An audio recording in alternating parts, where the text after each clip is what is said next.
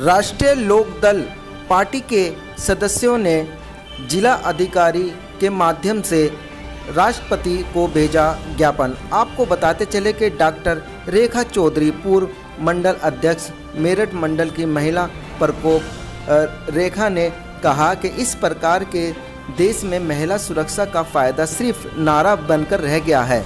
6 साल की बच्ची से यूपी में रेप, 12 साल की बच्ची से दिल्ली में रेप, 75 साल की महिला से केरल में रेप। कानून ऐसा बने कि ऐसे करने वाले सोचने वालों की रूह कांपने लगे। भारत सरकार रेप क्राइसिस इन्वेस्टिगेशन सेंटर स्थापित करने की घोषणा के बाद भी कोई प्रगति नहीं है।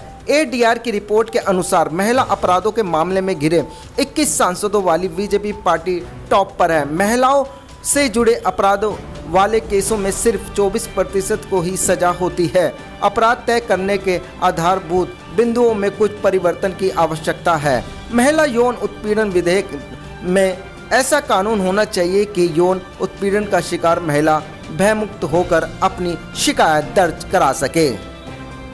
इस चीज़ को लेकर जिलाधिकारी को ज्ञापन देने आई है। जरा हम महिला सुरक्षा के मुद्दे को लेकर महामहिम राष्ट्रपति जी के ज्ञापन देंगे जिलाधिकारी महोदय जी के माध्यम से, क्योंकि दिन प्रतिदिन खासकर उत्तर प्रदेश में, वैसे तो पूरे देश में ही महिलाओं के ऊपर या बच्चियों के साथ बलात्कार की घटनाएं रोज़ दिन पे दिन बढ़ती जा रही हैं, लेकिन यूपी में सबसे ज़्यादा वो रेशो सबसे ज़्यादा है। और अगर हम बात करें महिलाओं के ऊपर जो महिला संबंधी जो उत्पीड़न के मामले हैं वो बीजेपी सांसदों और बीजेपी विधायकों के ऊपर सबसे ज़्यादा है। उसके बाद भी बीजेपी की सरकार इतनी असंवेदनशीलता दिखा रही है कि इस मुद्दे पर, महिला सुरक्षा के मुद्दे पर या छोटी बच्चियों की सुरक्षा के मुद्दे पर कोई भी स्ट्रिक्ट कदम बिल्कुल उठाने के लिए तैयार नहीं है। 2 साल पहले घोषणा हुई फास्ट ट्रैक कोर्ट की, लेकिन किसी भी ज़िले में फास्ट ट्रैक कोर्ट आज तक बनी नहीं है।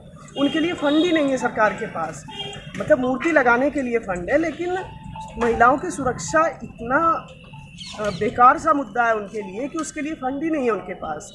एक शुरू की थी रेप इंटरवेंशन सेंटर स्थापित करने की, श्रीमती मेनका गांधी जी ने उसकी शुरुआत भी की, घोषणा की, लेकिन उसमें पैसा डाल दिया, लेकिन वो अभी तक शुरू नहीं हुए वो सेंटर। क्यों?